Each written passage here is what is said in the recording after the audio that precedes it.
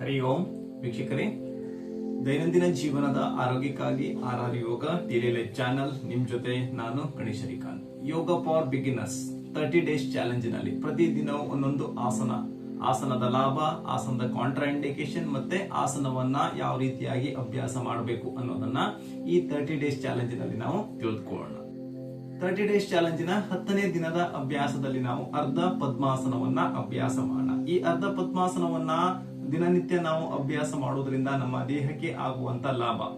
ಈ ಆಸನ ಏಕಾಗ್ರತೆಯನ್ನು ಹೆಚ್ಚಿಸುತ್ತದೆ. ಧ್ಯಾನ ಮತ್ತು ಪ್ರಾಣಾಯಾಮಕ್ಕೆ ಉತ್ತಮವಾದ ಆಸನ. ನಮ್ಮ ಮನಸ್ಸಿಗೆ ಶಾಂತಿ ಮತ್ತು ಸ್ಥಿರತೆಯನ್ನ ನೀಡುವಲ್ಲಿ ಈ ಆಸನ ಸಹಕಾರಿಯಾಗಿದೆ.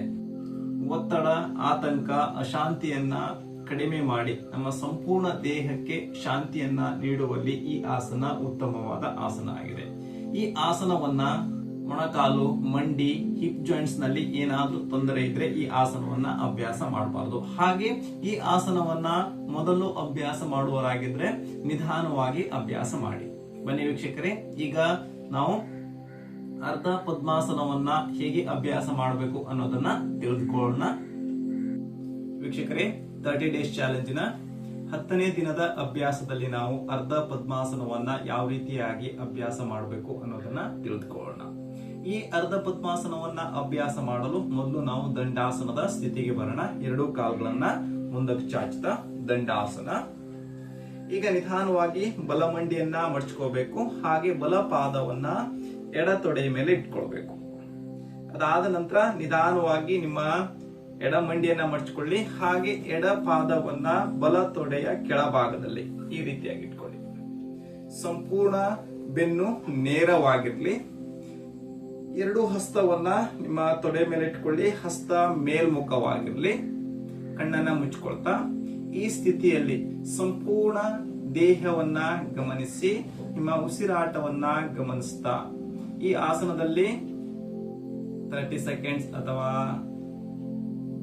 1 ನಿಮಿಷ ಆದ ನಂತರ ಮತ್ತೆ ನಿಧಾನವಾಗಿ ಕಣ್ಣನ್ನ ತೆರೆಯಿರಿ. ಹಾಗೆ ಎರಡು ಕಾಲುಗಳನ್ನ ಮುಂದಕ್ಕೆ ಚಾಚ್ತಾ ಮತ್ತೆ ದಂಡಾಸನದ ಸ್ಥಿತಿಗೆ ಬನ್ನಿ. ಇದೇ ರೀತಿಯಾಗಿ ನೀವು ಇನ್ನೊಂದು ಬದಿಗೆ ಅಭ್ಯಾಸ ಮಾಡಿ. ನೋಡಿದ್ರಲ್ಲ ವೀಕ್ಷಕರೇ, ನಮ್ಮ ಏಕಾಗ್ರತೆಯನ್ನ ಹೆಚ್ಚಿಸಿ ಮನಸ್ಸಿನಲ್ಲಿರುವಂತಹ ಒತ್ತಡ, ಆತಂಕ, ಅಶಾಂತಿಯನ್ನ ಕಡಿಮೆ ಮಾಡಿ ನಮ್ಮ ದೇಹ ಹಾಗೂ ಮನಸ್ಸಿಗೆ ಸ್ಥಿರತೆಯನ್ನ ನೀಡುವಂತ ಆಸನ ಅರ್ಧ ಪದ್ಮಾಸನ. ಈ ಆಸನವನ್ನ ದಿನನಿತ್ಯ ಅಭ್ಯಾಸ ಮಾಡ್ತಾ ನಿಮ್ಮ ಸಂಪೂರ್ಣ ದೇಹವನ್ನ ಆರೋಗ್ಯವಾಗಿ ಇಟ್ಕೊಳ್ಳಿ ಅಂತ ಹೇಳ್ತಾ ಇವತ್ತಿನ ಈ ವಿಡಿಯೋವನ್ನ ಮುಗಿಸ್ತಾ ಇದ್ದೀನಿ.